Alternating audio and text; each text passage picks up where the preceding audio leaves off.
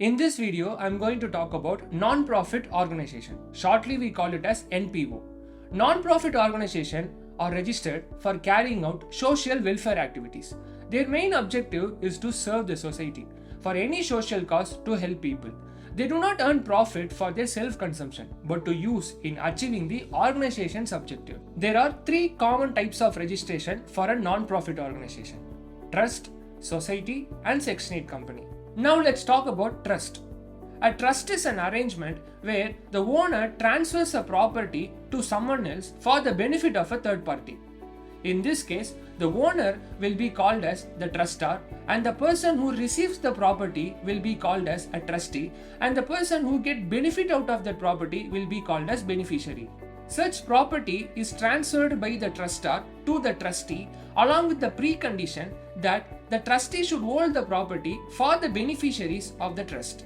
There are two types of trust: private trust and public trust. Private trust is governed by Indian Trust Act 1882. Public trusts are divided into two: charitable trust and religious trust.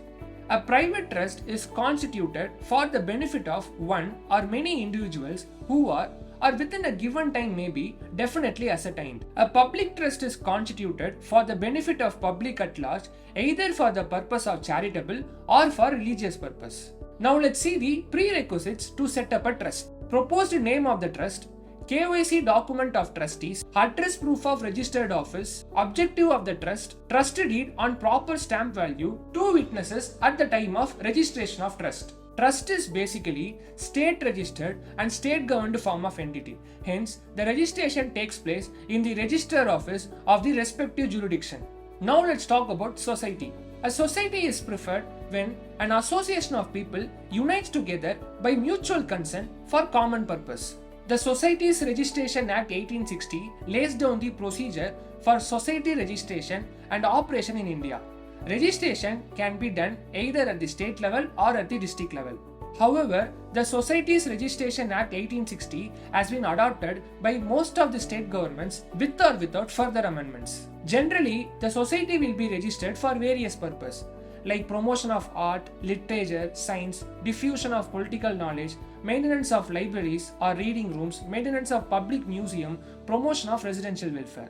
Now let's see the prerequisites to set up a society. Minimum 7 members, covering letter signed by all the founders, name of the society not resembling any existing one, memorandum of the society, rules and regulation of the society, address proof of the registered office. Now let's talk about Section 8 company. The primary purpose of registering a company as Section 8 company is to promote non-profit objectives such as trade, commerce, art, charity, education, religion, environment protection, social welfare, sports research, etc. The profits of the company, if there are any, are applied towards promoting the objective of the company and not distributed as dividend to its shareholders. Now let's see the prerequisites to set up a Section 8 company. Name of the company should not resemble any existing one. The name ends with the words like foundation, forum, federation, association, chamber, council, electoral trust, etc. Digital signature certificate, shortly we call it as DSC. Director identification number, shortly we call it as DIN. Basic KYC details of directors or members.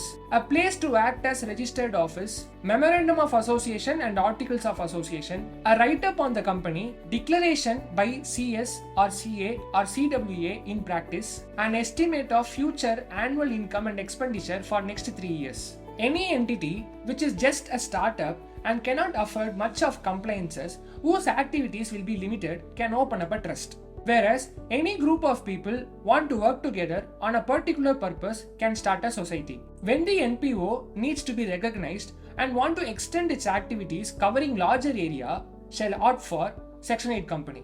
These are all the basics information about NPO. For further information, reach us at kanakapillai.com.